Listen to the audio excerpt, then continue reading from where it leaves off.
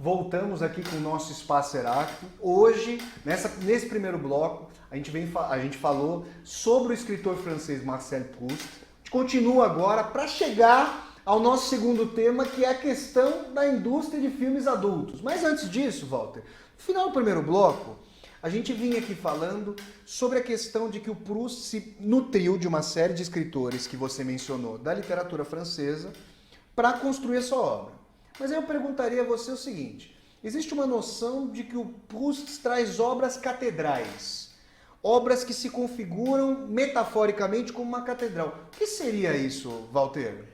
Na verdade, o tema da catedral vem a partir do momento que o Proust coloca algo que tem mais ou menos um sentido, digamos, ético. Então ele diz assim: a obra tem que ser seguida como uma religião, a obra deve ser construída como se fosse uma catedral. E aí mais à frente ele vai mostrando como ele vai constituir essa catedral. Mas aí a gente vai percebendo que essa catedral é uma catedral que tem a sua firmeza, mas é uma catedral construída, ela é construída poeticamente. Olha, isso então, é interessante. Então, por exemplo, ele diz a coisas díspares, por exemplo, um belo pôr do sol, uma luz, uma flor, algo nesse sentido. Você pode pegar essas coisas díspares, você vai juntando isso, e tudo isso cinzelado por um grande estilo, pela escritura de grande estilo. Ele não usa a palavra escritura, mas ele fala de estilo, porque o estilo no Proust, isso é muito importante, é algo que também faz o mundo. Então, por exemplo, quando ele vai falar do tempo, isso logo no início, ele vai falar do estilo império. O que era o estilo império? Era uma cama que tinha uma espécie de cortina que cobria o leito. Aí ele fala, dentro dessa cama você seguia como uma nave, andando pelos tempos. Nesse sentido que o próprio tempo e o próprio espaço, que na verdade tem a ver com mobiliário, o próprio espaço e o próprio tempo é uma noção de estilo, algo que você vai constituindo aos poucos. Não é algo dado, é algo que é constituído, na escritura poética. Olha, essa questão que o Walter está trazendo é importante porque, pelo que você está colocando, o Proust contrapõe ao mundo, ou traz à tona, uma obra sujeito, algo como o resgate da subjetividade em cada ponto mais micrológico e particular da escritura.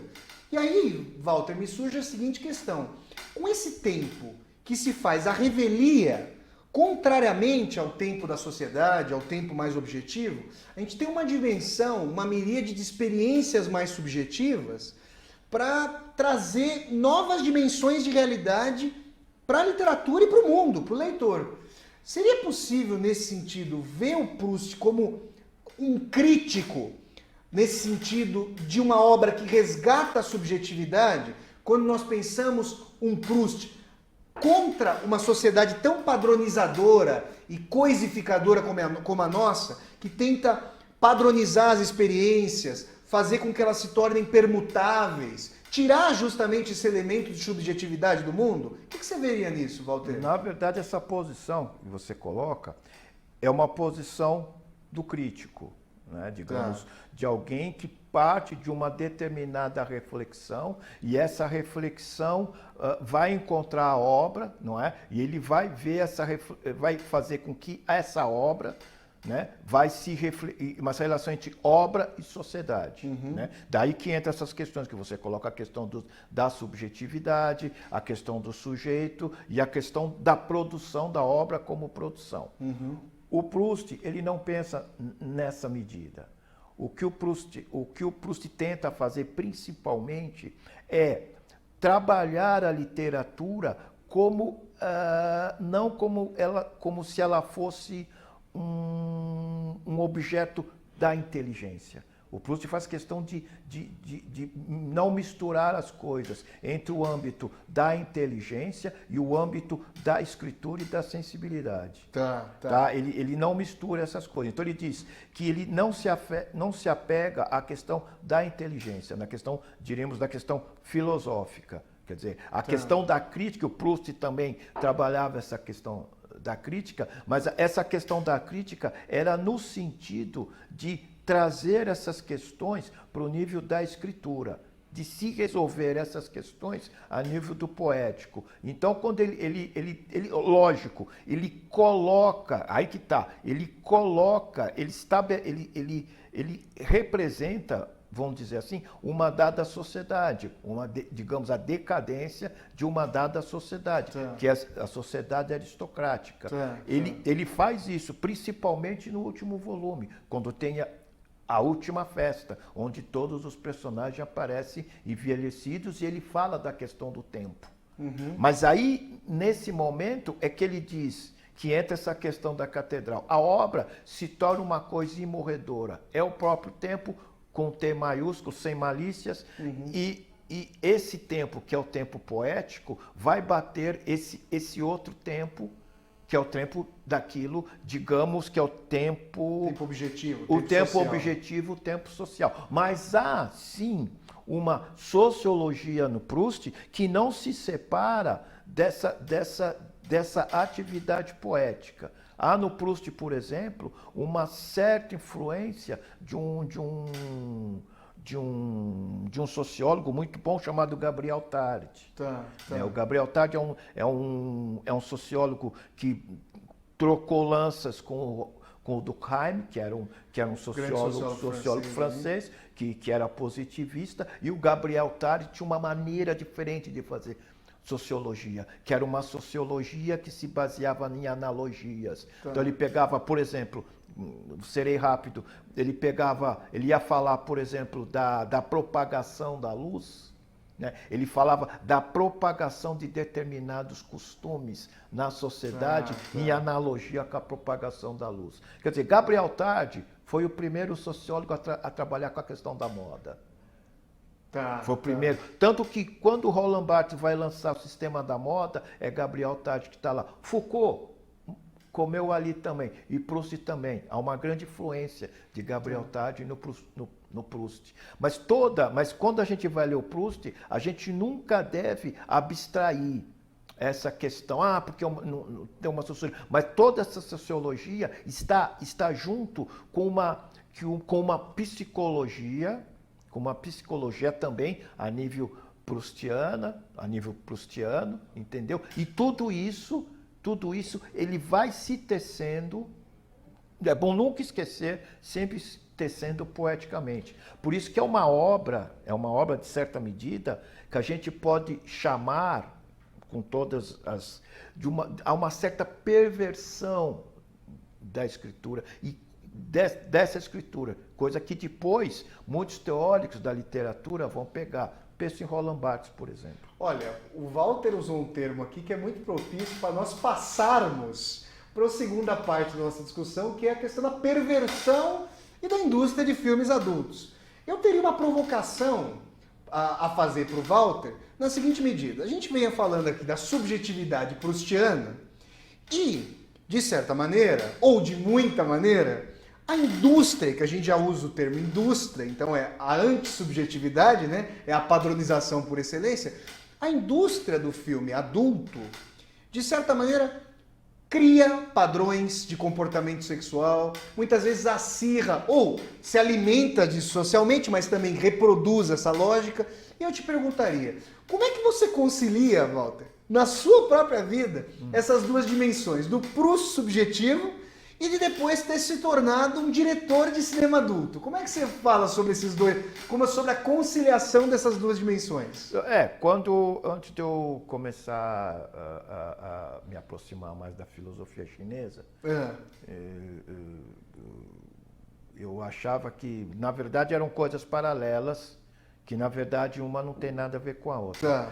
E é muito interessante porque os chineses, eu estou pensando em Confúcio, estou pensando em Mêncio, estou pensando nesses outros grandes pensadores chineses e tal, eles sabiam que você podia, tem muito a ver com a decoração chinesa, esse tipo de coisa, você pode trabalhar duas coisas que não tem nada a ver com a outra e colocando apenas uma ao lado da outra. Tá. Sem conexão. Sem conexão.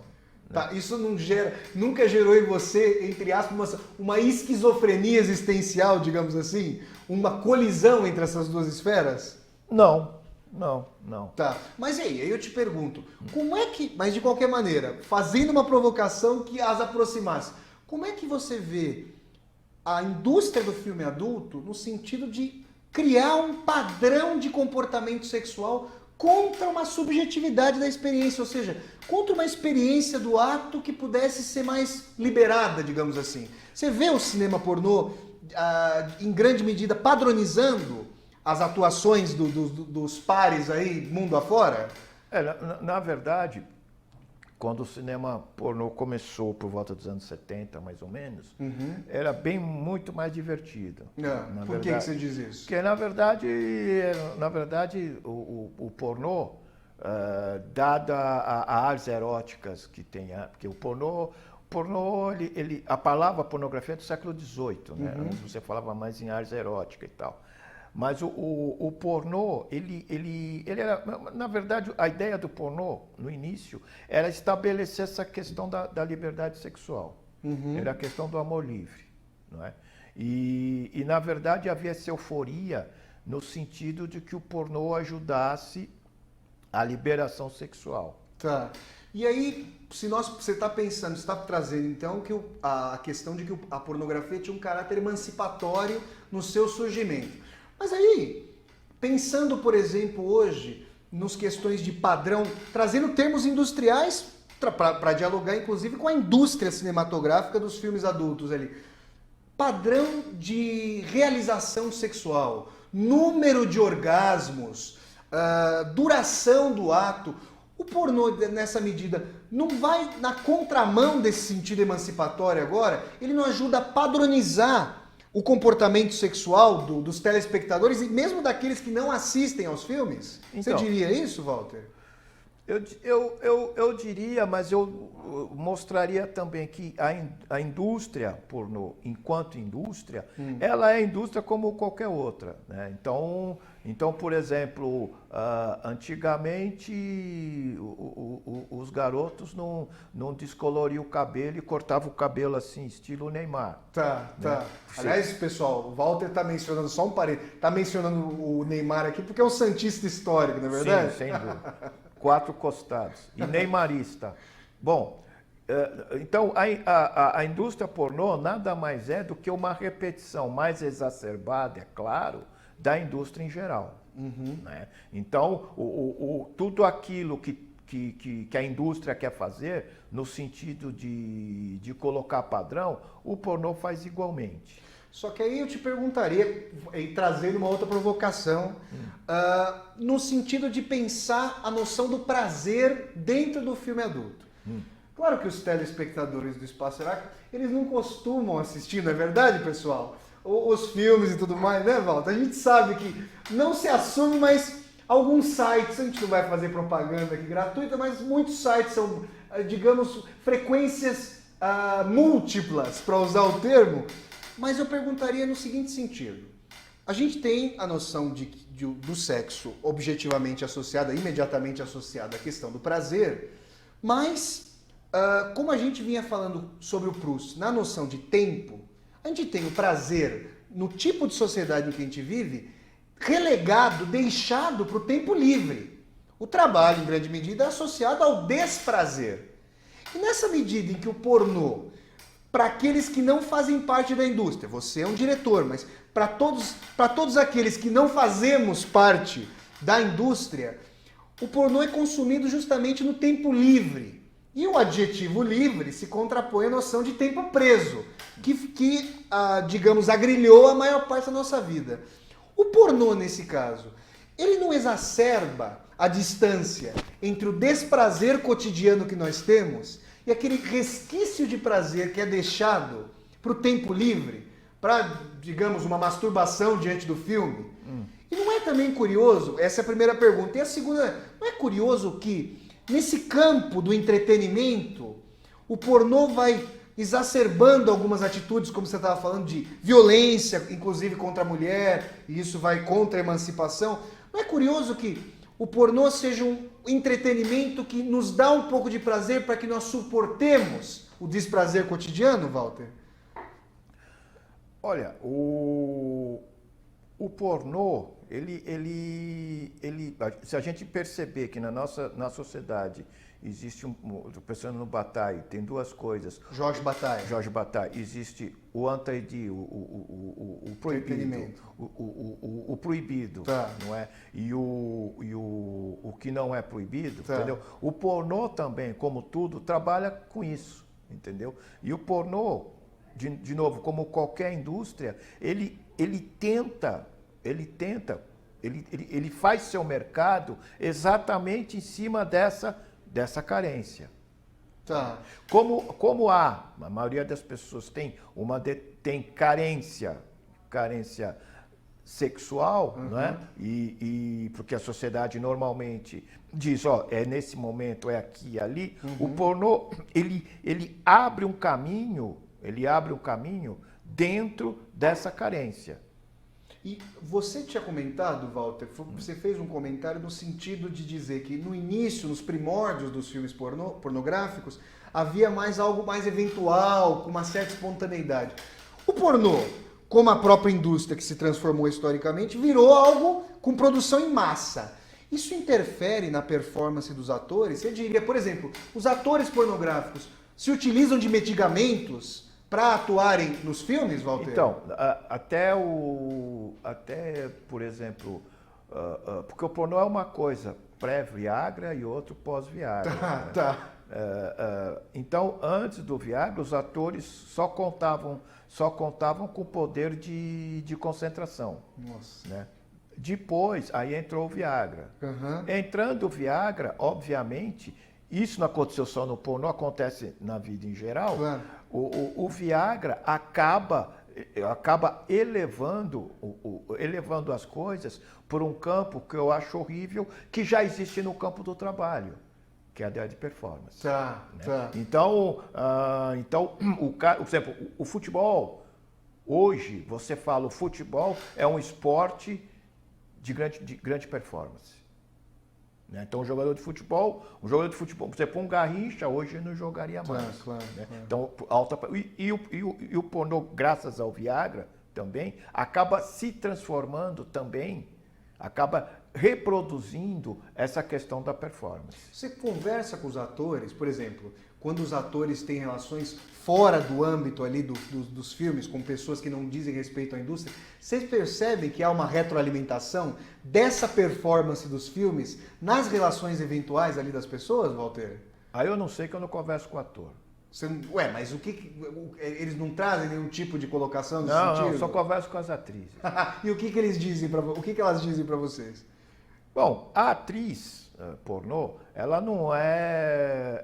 Ela é uma mulher como outra, como a maioria das mulheres. Mas a atriz pornô, ela tem uma sexualidade mais... exacerbada. Não, uma sexualidade um pouco acima da média. Ou ela desenvolve mais o potencial, porque todas as mulheres têm quase o mesmo potencial sexual. É que a atriz pornô, ela desenvolve mais esse potencial. E aí vem essa questão. Esse caráter performático, quando a gente vai vendo um desdobramento, porque a indústria ela precisa de renovação, ainda que ela veicule sempre o mesmo, ela precisa a mercadoria precisa de que o rótulo se altere. No pornô, você concordaria comigo se eu dissesse que a radicalização das práticas, por exemplo, práticas com violência, com sadismo, elas vão entrando nessa lógica performática da indústria, Walter? Exatamente, porque na verdade, isso a gente nunca pode deixar de lado, é o ideal norte-americano de competição. O ideal norte-americano de quebra de limites. Isso você vai ver na NBA, isso você vai ver na NFL, Tá. você vai ver no beisebol. Né? E no caso do pornô, vai a ruptura de quaisquer parâmetros considerados civilizados para a prática sexual. Sim, se hoje, olha só a analogia que eu estou fazendo, que não é bem no sentido da analogia, é comparação pura e simples. Se você for ver o que acontece no esporte com o uso de todo tipo de droga para o cara ficar forte, e o pornô também. E isso também tem a ver, já que você gosta da escola de Frankfurt, tem a ver com o trabalho. Tem a ver com o trabalho dentro de um modo norte-americano de fazer as coisas. Mas aí eu te perguntaria no seguinte sentido, Walter.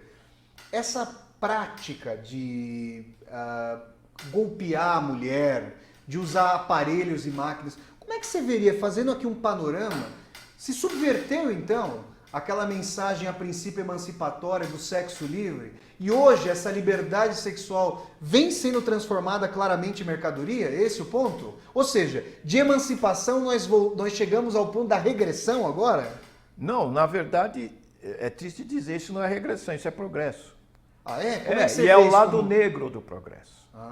É o lado negro do progresso. Na verdade, bom, de novo a escola de Frankfurt que você parece gostar. O aumento da performance, ela vai se negativizando em relação ao seu início. Ou seja, por exemplo, digamos, você vê, por exemplo, um pastor que de início ele é todo bonzinho, no decorrer da pregação que ele precisa ganhar mais dinheiro, ele compra um canal de televisão, o que ele tem que fazer? Ele começa a fazer curas. E aquilo tudo que era para ser uma religião onde o poder está lá em cima, passa a ser uma religião da prosperidade, de quem ganha mais dinheiro. Ou seja, tudo que era espiritual, ele vai se perdendo, vai se desvirtuando no meio. Isso é bem escola de Frankfurt. Olha, o pornô é a mesma coisa. Olha, pessoal, vocês percebem que o Walter aqui está trazendo dois aspectos de progressão do prazer que se volta como algo sádico e no limite masoquista. A gente poderia, obviamente, prolongar essa discussão, mas eu quero agradecer profundamente a presença do Walter. Walter, muito obrigado pela tua presença. Está convidado mais uma vez aqui para a gente dar sequência a esse debate. Gente, os programas do Espaço Heráclito estão disponíveis na página da TV UOL, no YouTube e também no vindouro Portal Heráclito, sobre o qual, nas semanas seguintes, eu falarei para você. Então, pessoal, muito obrigado pela audiência de vocês. Até a próxima semana com mais um Espaço Heráclito. Tchau, tchau, gente!